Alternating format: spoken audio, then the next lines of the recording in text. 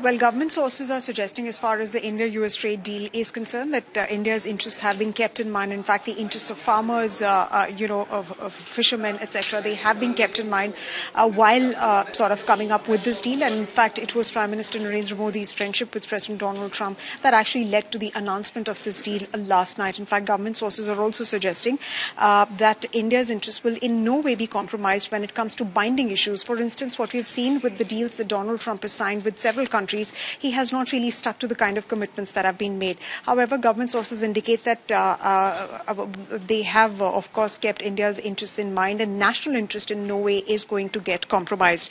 What's next? Well, both the sides are going to be finalizing a joint statement, and of course will be finalizing the technicalities and modalities of the deal. The technical details of the deal will be discussed next. Other than that, there was, of course, a question on Section 232, whether that is also part of the announcement or not. Well, Section 232 related tariffs on semiconductors, etc., they are not part of what Donald Trump has essentially announced, and these are essentially applicable all across the globe, to all countries across the globe. That's also an important clarification that has come in.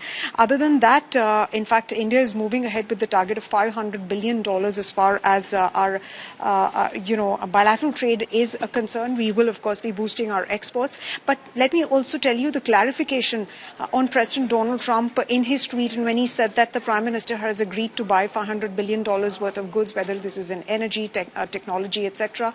Well, that $500 billion, that will be spread across 5 years, because there was some sort of a confusion as to whether this is an addition to what the leaders decided in February last year.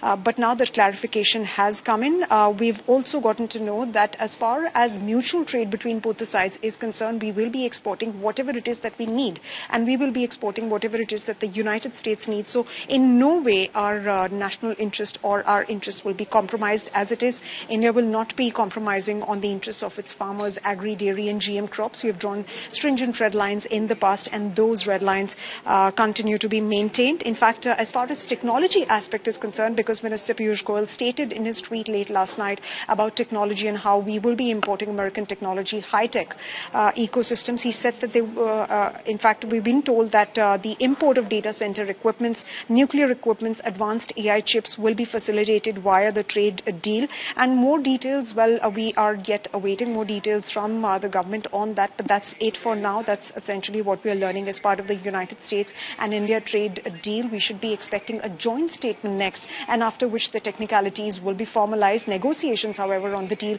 they will continue.